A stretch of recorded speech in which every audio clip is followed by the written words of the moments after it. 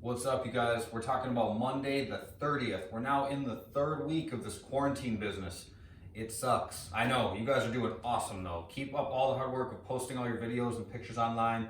It's inspiring the hell out of me and all the other people that we get emails from talking about how they're lacking motivation. They see people post videos, they see people post pictures, and it helps to light a fire under their butt to help them keep going. So keep up all the hard work, you guys. I know this is not easy, but you're really doing great. So keep it up and get in touch if you have questions or if you hit a wall or if you need help with anything. We're going to talk about the warm-up, we're going to talk about the workout, we're going to talk about the little bit of kind of fun afterwards, and we're going to talk about the mobility work. So for the warm-up, it's 5 minutes long. We're going to start with a movement called a windmill. So I'm going to grab a weight, grab something that's I don't know, make sure this is not super duper heavy for you. This might be a little aggressive, but we'll make it work. I'm going to put the weight up overhead in my right hand. Whichever hand holds the weight, my toes are going to point the opposite direction at about 45 degrees. So my right hand holds the weight, my toes point 45 degrees off to the left. I'm going to stand with a pretty wide stance. I'm going to put my left hand inside my left leg, and I'm just going to slide my hand down my leg till I touch my ankle, and then stand back up. Okay, I'm going to do 4 of these on one side, then switch and do 4 on the other. Go slow. Okay, you can even do them with no weight or hold a can of soup or something in your hand. That works just as well. After that, we're going to do 6 push-ups. You can go from your toes or from your knees, chest to the ground, come all the way up, or from your knees works just as well. When we're doing push-ups in the warm-up, make sure they're not super challenging. I don't want you guys feeling like you need to be working really hard to get through them. If you need to do them from your knees, that's totally fine. Just get the shoulders warmed up, get moving nice and gradually. After that, we're gonna do alternating single leg glute bridges. So I'm gonna lay on my back, I'm gonna plant one leg, I'm gonna let the other leg go straight out in front of me, and I'm gonna lift my hips up, keeping the extended leg parallel to my body as I go. Then I switch, lift up, and then come back down. So at the top, think about pausing for just a second. There should be a straight line between your knee and your shoulder as you go. After 8 of those, you're gonna lay on your back, you're gonna hollow out, so shoulders come up off the ground, and just gonna do 20 seconds of flutter kicks. Okay, cycle through that for 5 minutes. The workout today, we're doing 5 rounds. Not for time, I want you guys just to emphasize quality as you go. We have some movements that are good to slow down on a little bit, so don't feel like you need to rush through this. Go at a moderate pace. We're gonna start with a goofy movement, and you might need to get a little creative with this one. It's one that I would not recommend doing with a ton of weight, but you can figure out what feels right for you. It's a lateral chop. So we're gonna get into a half kneeling position, okay? So one foot's out in front of me, one knee is down below me. Look for 90-degree angles, okay? 90 degrees at the knee, at the hip, at the hip, at the knee. You know what I mean. We're gonna take the weight. This could be a can of soup, it could be a dumbbell, whatever. I wouldn't go super heavy with these.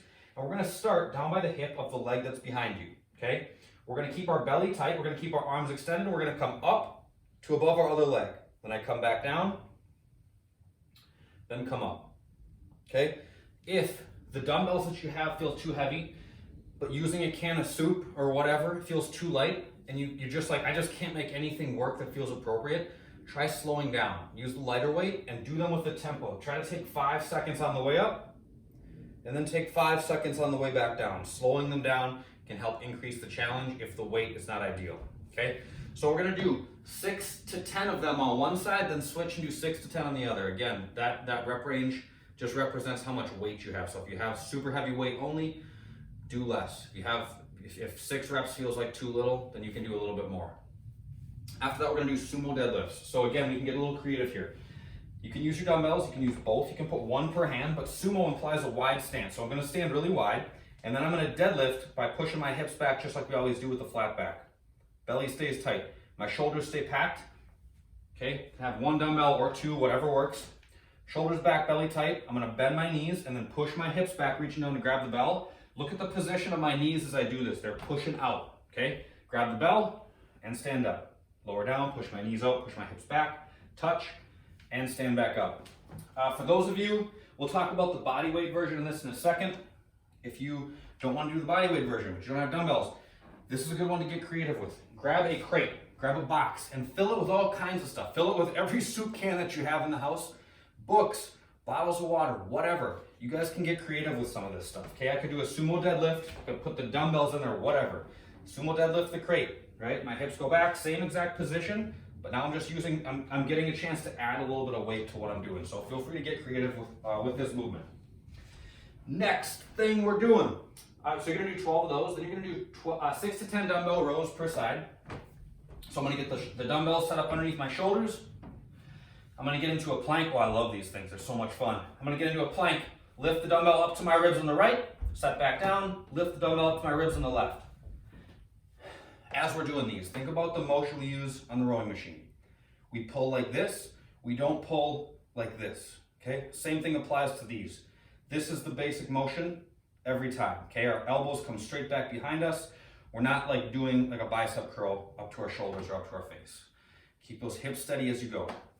After that, we're doing weighted sit-ups. So get creative with these too. You can put a little bit of weight on your chest.